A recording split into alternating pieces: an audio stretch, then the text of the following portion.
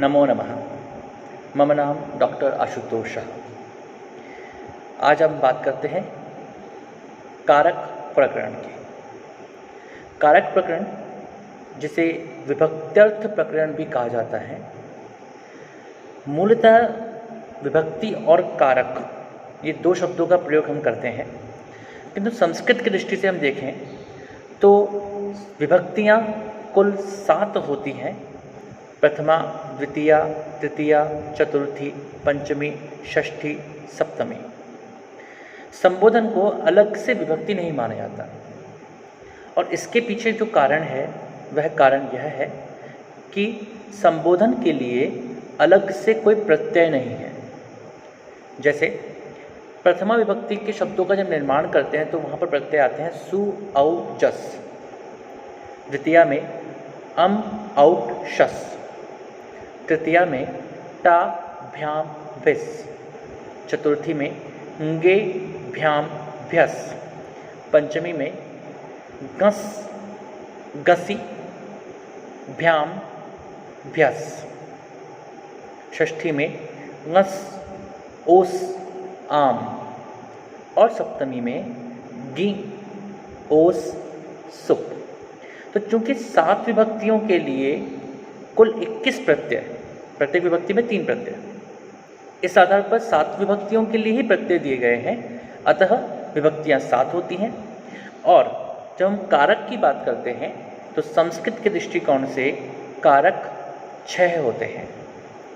कर्ता, कर्म, करण, संप्रदान, अपादान और अधिकरण। संबंध को कारक नहीं मानते।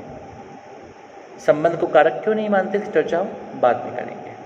सामान्य तौर पर हम इतना सा समझ सकते हैं कि कारक का तात्पर्य होता है क्रिया जनकत्वम कारकत्वम या क्रियान्वयित्वम कारकत्वम, अर्थात जो क्रिया को उत्पन्न कर सके वह कारक कहलाता है, या क्रिया के साथ जिसका अन्वय हो सके उसे कारक कहते हैं।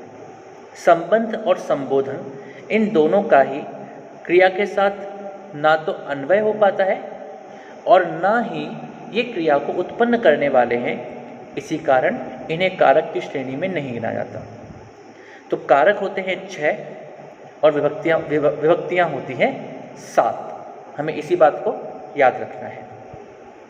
सबसे पहली विभक्ति है प्रथमा विभक्ति, और प्रथमा विभक्ति को हम जिस नाम से जानते हैं वह है कर्ता।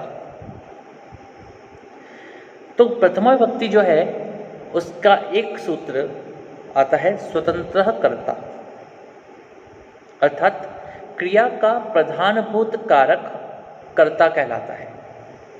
इसका उदाहरण हम सोच सकते हैं, रामः गच्छति। तो यहाँ पर क्रिया का प्रधानभूत कारक कौन है? रामः, इसलिए वह कर्ता कहलाएगा। प्रथमा विभक्ति का एक दूसरा सूत्र आता है जो आता है प्रातिपदिकार्थ लिंग परिमाण वचन मात्रे प्रथमा, अर्थात प्रातिपदिकार्थ मात्र में, लिंग मात्राधिक्य में, वचन मात्र में प्रथमा होती है। जब भी हमें शब्दों को उनके लिंग आदि का वर्णन या वचन का वर्णन करना होता है, या उसका एक निश्चित अर्थ, प्रातिपदिकार्थ अर्थात निश्चित अर्थ को जो उपस्थित करे उसको उस रूप में प्रस्तुत करना होता है, तो हम प्रथमा विभक्ति का ही प्रयोग करते हैं। जैसे आप देखिए, जब भी हम उदाहरण देते हैं, अगर आप संस्कृत में उदाहरण देंगे तो कैसे देंगे? रामः, लता, तटः, फलम। हम ऐसे उदाहरण देंगे, हम षष्ठी का प्रयोग या तृतीया का प्रयोग नहीं करेंगे।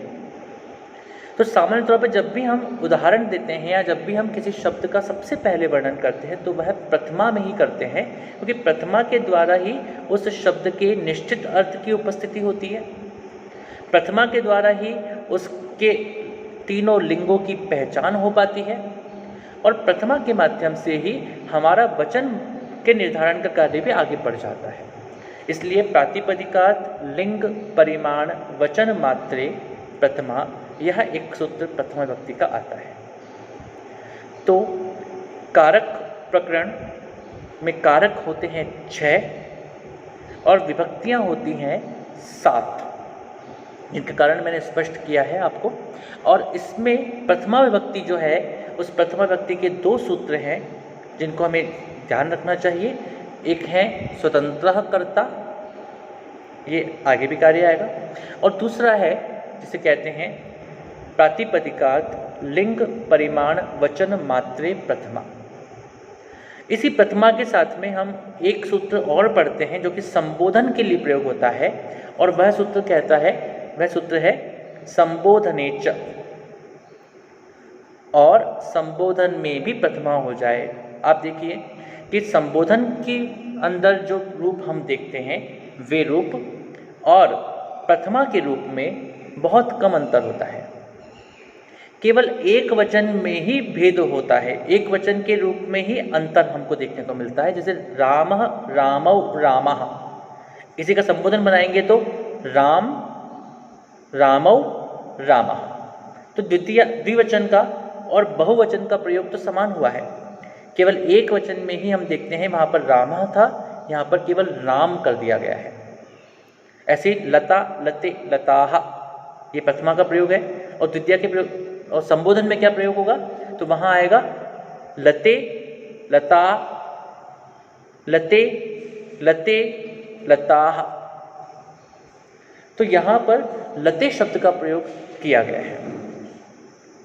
तो इस आधार पर संबोधनेच, संबोधन में भी प्रथमा विभक्ति का ही प्रयोग होता है, इस बात को हमको ध्यान रखना है। तो इस पाठ में आपने विभक्ति प्रकरण और कारक प्रकरण का एक सामान्य परिचय समझा, और साथ में प्रथमा विभक्ति और संबोधन के बारे में हमने बात की। अगले पाठ में हम द्वितीय विभक्ति के बारे में बात करेंगे। आपका बहुत बहुत धन्यवाद। नमो नमः।